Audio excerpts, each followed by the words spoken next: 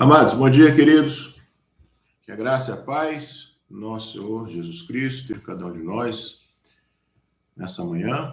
Hoje é dia 25 de março, quarta-feira, e essa semana a gente está explorando o tema de domingo, né? Que é sobre a fé, a necessidade de entendermos o que é uma fé verdadeira. Aquela fé que é evidenciada na nossa vida, quando a forma como nós vivemos, as decisões que nós tomamos, elas refletem aquilo que nós professamos crer. E nós precisamos estar atentos a isso. Se nós cremos que o Evangelho é poder de Deus para a salvação de todo aquele que crê, por exemplo, eu preciso pautar a minha vida, as minhas escolhas, né, a forma como eu vivo, de acordo com essa verdade. O Evangelho é para todos. A minha vida, ela tem que ser usada para alcançar pessoas e não ter uma visão da fé que é voltada para mim mesmo. Nós temos, né, gente, essa tendência em várias igrejas, na nossa também, inclusive, de achar que o Evangelho é somente para nós, né? E a gente corre o risco aí da gente achar que a igreja é um clube, né, fechado entre nós, e esquecemos, né, que precisamos levar o Evangelho a toda criatura como igreja. É importante que a gente olhe para o nosso coração. A fé, queridos, ela é um dos 3 elementos básicos da nossa alma: fé, esperança e amor. Paulo trata isso de forma bastante clara. Então, como ela é um dos elementos básicos para o alimento da nossa alma, nós precisamos saber se a gente não está comendo comida estragada, né? Uma fé falsa, um evangelho falso, uma pregação distorcida. E o que eu queria tratar hoje, amados, é sobre o contexto que nós vivemos, os últimos tempos. É muito útil, importante, que a gente entenda o contexto que nós estamos vivendo, para que a gente possa nos proteger, tratar o nosso coração, proteger a nossa igreja. E o contexto, queridos, desculpa, que nós estamos vivendo, a Bíblia chama de últimos tempos, né? Os últimos tempos começou depois da volta de Jesus. Os últimos tempos no sentido que o último capítulo da história humana começou a ser escrito. Veja 2 Timóteo 3,1, lemos esses versículos tempo atrás, fala que nos últimos dias ou nos últimos tempos serão muito difíceis, haverá tempos muito difíceis. Então, a Bíblia, ela ressalta essa realidade, que a cada dia que passa, amados, vai ficar cada vez mais difícil sermos cristãos verdadeiros. Mateus 24, o sermão escatológico de Jesus, que aponta para os últimos tempos. Fala que falsos profetas surgirão, em grande número enganarão a muitos. Então, veja que o que nós temos hoje, com a proliferação de mídias sociais, nós temos exatamente acontecendo isso, né? Nós temos aí muitos falsos profetas enganando a muitos. Agora, veja o efeito desse engano que está em Mateus 24:12. O pecado aumenta, o amor esfria. Mas quem se manter firme, até o fim será salvo. Então, o contexto que a gente está vivendo, gente, né, não deve ser nenhuma novidade. É isso que a gente precisa entender. Não deve ser nenhuma novidade para a gente, né? A gente olha para a palavra e muitas vezes as pessoas se escandalizam, né? Se escandalizam com situações que vêm de falsos líderes, falsos profetas, né? Mas a gente não deve se escandalizar, gente. A Bíblia, ela deixa claro que isso já ia acontecer. E sabendo disso, é que nós devemos nos apegar cada vez mais à palavra. É isso que a gente precisa, que eu queria que a gente pudesse trazer para a gente. Como é que eu posso proteger a minha fé, proteger a igreja, a nossa comunidade de fé? Nos apegando à palavra. Romanos 10:17 diz que a fé vem pelo ouvir a palavra. Ontem eu estava vendo um desses falsos profetas aí na televisão, e ele falando assim: você não crê no poder da revelação? E aquela ênfase toda, né? E Só que na Bíblia não tem isso, gente. Não tem poder da revelação, né? Simplesmente isso não existe, isso é uma invencionice. Então, toda vez que as pessoas elas adentram o mundo espiritual sem a palavra, a gente se torna presa fácil para esses falsos profetas. Veja 2 Pedro 1. Diz assim como surgiram falsos profetas entre o povo de Israel, também surgirão falsos mestres entre vocês. Eles ensinarão astutamente, ou seja, é um ensino astuto, um ensino calculado, planejado. É terrível, né, gente? A gente vê pessoas falando de Deus sem considerar o próprio caráter de Deus e achando que Deus não está vendo aquilo. Eles ensinarão astutamente heresias destrutivas e até negarão o mestre que os resgatou. Outro dia eu estava vendo a pregação do Edir Macedo e ele falando que Jesus cometeu um erro muito grande quando ele fez um milagre, né? Transformou água em vinho. E ele falou que ele não deveria ter feito aquilo só numa festa, ele deveria ter feito aquilo para mais pessoas, alcançar mais pessoas. Eu não sei o que as pessoas continuam ouvindo uma pessoa dessa, né? Mas é exatamente o que está acontecendo aqui, né?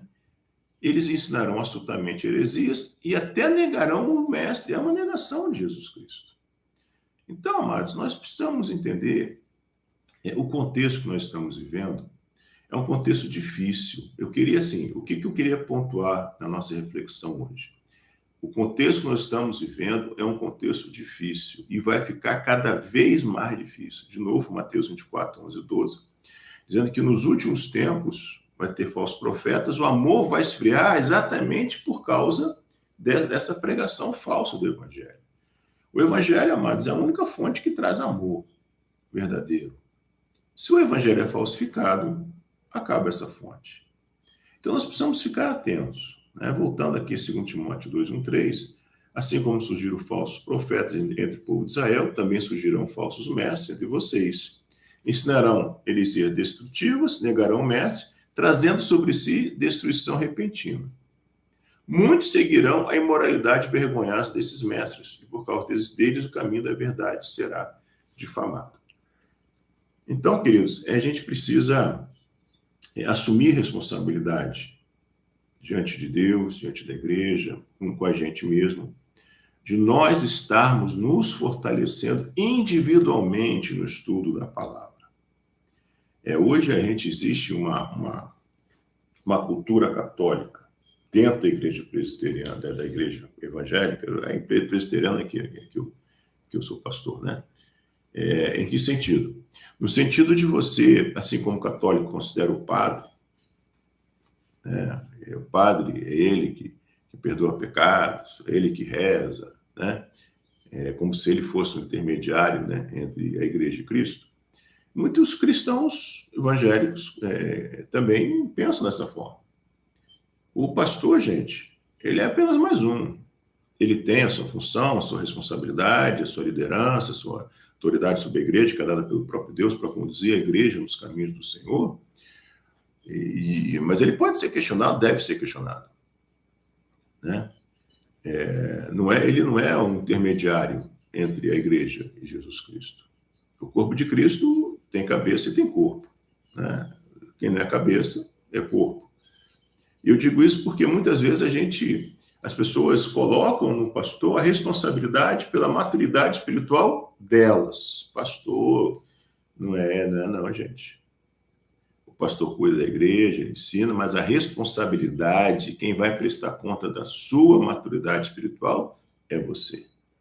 E essa maturidade espiritual, ela depende da tua leitura da palavra, da sua devoção, da sua dedicação.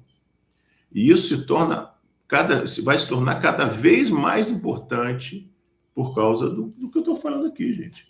Os últimos tempos. Então, amados, vai ficar cada vez mais difícil nós sermos cristãos.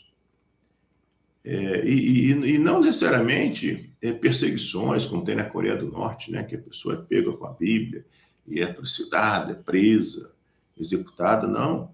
Às vezes a perseguição ela é muito mais eficaz, porque ela vai dentro da igreja, ela vai com nominalismos, né, ela vai com distorções. Não existe, gente, pequena distorção do Evangelho. não existe pequena distorção do evangelho. Qualquer distorção, ela é perigosa. E quanto menor, mais perigoso é. Porque quando você pega uma distorção grande, você, poxa, peraí, o que é isso? Né? Jesus não é Deus, igual o testemunho de Jeová. Você olha, cara, isso aí não tem como aceitar isso. Mas, não, Jesus é Deus, mas você não precisa levar tão a sério essa questão de santificação. Eu já ouvi líderes falando, né? Que essa questão de arrependimento, santificação é de menor importância, não é. Mais um texto, né? 1 Timóteo 4:1. O Espírito afirma claramente que nos últimos tempos alguns se desviarão da fé, dando ouvidos a espíritos enganadores e ensino de demônios, porque vêm de indivíduos hipócritas e mentirosos cuja consciência está morta. Então, gente, esse povo que está pregando esse falso evangelho, essas heresias, a consciência está morta, eles não têm mais temor a Deus, né? Então, amados, concluindo, né? Fica esperto, né? Vigia, ora, e, sobretudo, se apegue à palavra, gente. Eu estou na igreja, esse é o 10º ano, né, gente, que eu estou pregando para a mesma comunidade, e é o Sol Nascente, agora é estrutural, e as pessoas que estão comigo aí desde sempre, né, desde o começo, sempre ouviram a mesma coisa. Eu não mudei o meu discurso nos últimos 10 anos. Qualquer coisa que a gente fale, que a gente pregue, que a gente ensina, sempre acaba no mesmo ponto. Vai ler a Bíblia. Lê a Bíblia, meu irmão, minha irmã. Coloque a leitura da palavra como prioridade na tua vida. Ore para que Deus aplique essas verdades no teu coração, porque essa é o único meio que você tem de você se defender. Então, não ache que o tempo de igreja, ida, culto, claro que isso é importante, te traz algum tipo de proteção se você não tiver uma leitura séria da palavra de Deus. Né? O nosso coração é enganoso. E como é colocado, muitos se desviam da fé. E vai ficar cada vez mais difícil ser crente, gente. É isso que Jesus diz, né? Por isso que ele diz que aquele que perseverar será salvo. Perseverança é importante. Amém, amados? Então, vamos pensar sobre isso, né? Refletir sobre essa realidade, né? Tempos difíceis, cada vez mais a fé vai ser distorcida, cada vez mais falsos profetas, cada vez mais o amor vai esfriar, cada vez mais o pecado vai aumentar e cada vez mais você tem que se apegar na palavra de Deus. Essa é a mensagem que eu queria que você guardasse no seu coração nessa manhã. Amém? Vamos orar, queridos, agradecer ao Senhor. Deus de graça, Deus bendito, Deus santo, obrigado, Senhor. Somos gratos a Ti, meu Pai, pela Tua palavra que chega até nós. E te pedimos, ó Deus, que o Senhor gere no nosso coração essa disposição santa, Deus, bendita, de nos apegarmos à Tua palavra. Coloca no nosso coração um amor, Deus, uma vontade, uma alegria, um prazer de nos alimentarmos da Tua palavra, que é verdadeira, que é santa, que é eficaz, que é a única forma de nós fortalecermos a nossa fé e não sermos levados, ó Pai, sem que percebamos, às vezes, por tantas distorções, por tantos falsos ensinos, e que nós sejamos, na nossa igreja também, aqueles que são os porta-vozes, Deus, aqueles que pregam com a sua vida, com a sua boca, o que é certo e denuncia o que é errado. Então, nos ajuda, Deus, a viver dessa forma para a glória do Teu santo nome, é o que nós te pedimos, já te agradecemos. Em nome de Jesus. Amém. Amém, amados? Dia abençoado, queridos. Amanhã, se Jesus não voltar, nós estamos aqui de novo, tá bom?